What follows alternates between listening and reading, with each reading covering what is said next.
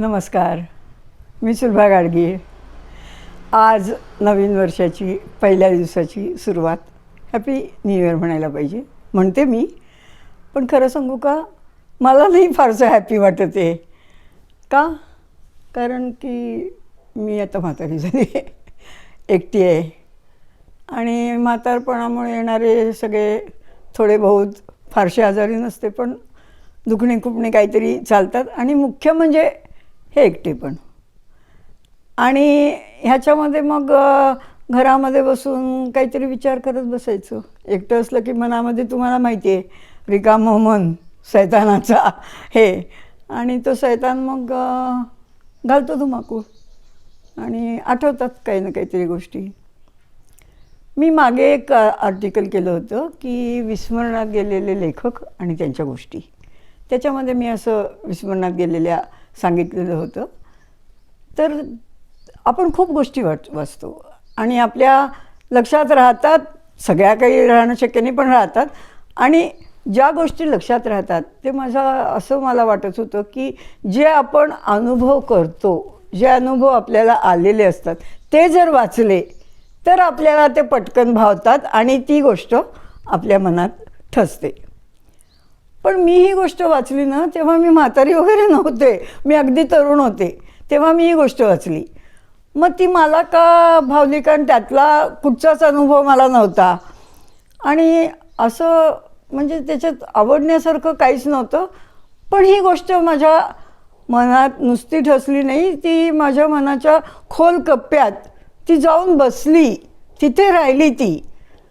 आणि एकदम ते मांजर अचानक दबा धरून बसलेलं उडी मारतं ना, तशी तिने आत्ता उडी मारली आणि ही गोष्ट बाहेर आली. का? कारण आता मी म्हातारी आहे, मी म्हातारी आहे, मी एकटी आहे, आणि आता इथे थंडी आहे. सांगलीची असू द्या, भारतातली असू द्या, पण आहे, थंडी आहे. आणि म्हाताऱ्या लोकांना थंडी जास्त वाजते, त्यांना सहन होत नाही. तो अनुभव मी घेते आहे. म्हणून असेल कदाचित ही गोष्ट उडी मारून बाहेर आली, मला आठवली, आणि मी तुम्हाला सांगते करुण गोष्ट आहे म्हातारीची. आणि मला ती आता सध्या फार असं वाटतं की मी ते जगते, मी अनुभवते आहे. तुम्ही बघा, तुमच्यावर म्हातारे व्हा, आपला आशीर्वाद आपण देतो की 100 शतायुषी भव, म्हातारा हो, पण तब्येत चांगली राहू दे. तब्येत खराब असताना म्हातारं होण्यामध्ये अर्थ नाही आहे. म्हातारं व्हा, सुदृढ राहा, असा आशीर्वाद मी देईन. आता माझ्या म्हातारीची गोष्ट. ती म्हातारी इंग्लंडमध्ये एकटी होती, निराधार होती, तुटपुंज तिचं उत्पन्न होतं, फारसं काही नाही. कशी बशी ती दिवस कंठत होती, ढकलत होती असं म्हणायला पाहिजे. आणि 12-13व्या मजल्यावर एक खोली होती, तिला परवडेल तेवढ्याच ह्याच्यामध्ये ती खोली होती. त्या खोलीला एक खिडकी होती आणि त्या खिडकीला काचेची तावदानं होती. ती याची नव्हती, काचेची खिडकी होती. आता काय झालं होतं माहिती आहे का, त्या काचेच्या खिडकीची तावदानाची लॅच तुटली होती. म्हातारी ती दुरुस्त करू शकत नव्हती. दोरी बिरी घालून बांधून काहीतरी ती प्रयत्न करायची बंद करायचा, पण खूप वारं असलं, बोचरं की ते आपटायचं. उघडायची ती खिडकी, ते खिडकीची ही आपटायची. खूप त्रास व्हायचा तिला, कंठत होती आयुष्य.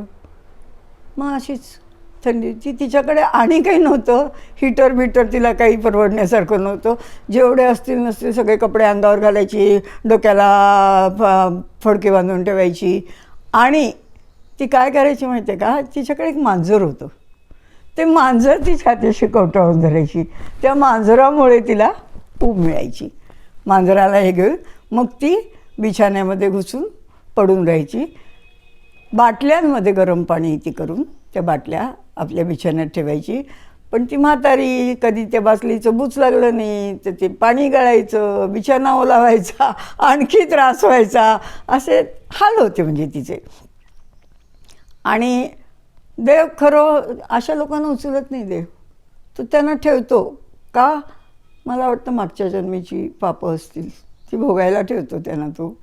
आणि ते आपले बिचारे कंटाळतात त्या दिवस कारण आत्महत्या करू नये. आणि एक जण म्हणतात की आत्महत्या भ्याड लोक करतात आणि एक जण म्हणतात की आत्महत्या करणाऱ्याला खूप धीर लागतो.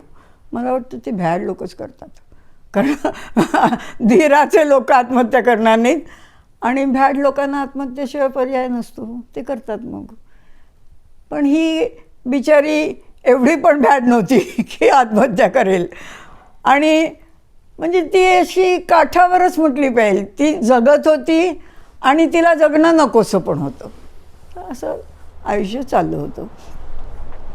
मग काय झालं, थंडी म्हणजे वाढतच गेली आणि 31 डिसेंबरची रात्र होती. थंडीचा अगदी उच्चांक. तो उच्चांक म्हणजे असा की ती सहन होत नव्हती तिला.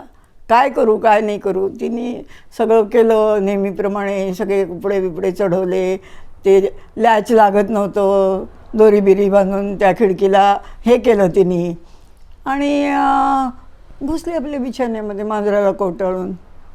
काही फायदा नव्हता, थंडीची थंडी वाजत होती. आणि काय झालं तुम्हाला माहिती आहे का, सोसाट्याचा वारा सुटला. सोसाट्याच्या वाऱ्यामुळे ते बांधलेली खिडकीचं हे सुटलं आणि ती खिडकीची तावदानं धाडधाड आपटायला लागली. ही घाबरली. तावदानं आटपत तिला कळे ना आता काय करावं आपण. तेवढ्यामध्ये काय झालं की ते धाडकन आपटलं तावदान आणि त्या खिडकीची काच फुटली खळकन. आणि ती फुटली तर त्याचा एक मोठा तुकडे बरेच उडाले. एक तुकडा येऊन त्या मांजराला लागला आणि ते मांजर मेलं. हिचा तो एकुलता एक आधार आणि त्यातनं खिडकी उघडी. भसा भसा भसा वारं येत होतं, मांजर मेलं होतं, सगळीकडे काचाचे तुकडे पडले होते. हिला काही सुचत नव्हतं तिला की काय करू मी आता, काय करू. मग तिने म्हटलं नाही, हा शत्रू आहे माझा वारा, हा शत्रू आहे, मी याच्याशी लढणार, याला मी नामोहरम करते. माझ्या मांजराला मारलं यांनी, मी या शत्रूला मारलं पाहिजे. ती उठते खिडकीपाशी जाते, आपटत असतं ते त्याच्या काचा आहे. एक मोठा काचेचा तुकडा घेते ती, त्यातला काय करते, ती एक स्टूल घेते, चढते आणि खिडकीवर चढते आणि म्हणते ये आता बघ, तू मला त्रास देतो ना, मी तुला मारणार आहे, तुला ठार करणार आहे. असं म्हणून तो काचेचा तुकडा घेते आणि हवेमध्ये असा मारून खालती पडते. ती जीव नाही देत, ती शत्रूशी झुंज करत असते. पण ती पडते, खिडकीतनं खाली पडते आणि इनएव्हिटेबल. पण ती भ्याड वगैरे नव्हती, ती काय आत्महत्या करणार नव्हती, पण ती शत्रूशी मुकाबला करत होती. मेली. आणि ही गोष्ट आता मला का आठवते, कारण मी पण म्हातारी झाली, मला पण खूप थंडी वाजते. सुखाची गोष्ट एक आहे की माझ्याकडे पैसे आहेत, माझ्याकडे साधनं आहेत, मी हीटर लावू शकते, मी डोक्याला छानपैकी स्कार्फ गुंडाळते, हातमोजे पायमोजे चढवते, ब्लँकेटं पुरेशी घेऊन मी बिछाण्यामध्ये घुसते, मग मला ती थंडी वाजत नाही. पण मला ती म्हातारी आठवते आणि म्हणून मला असं वाटतं की ही गोष्ट माझ्या मनामध्ये ठसली, कारण ती मला आठवणार होती. मागणं मी म्हातारी झाल्यावर ती मला आठवणार होती, म्हणून ती गोष्ट माझ्या मनाच्या कप्प्यात छानपैकी धरून बसली होती. आणि आता तिने मारली उडी, बाहेर आली आणि मला सांगितली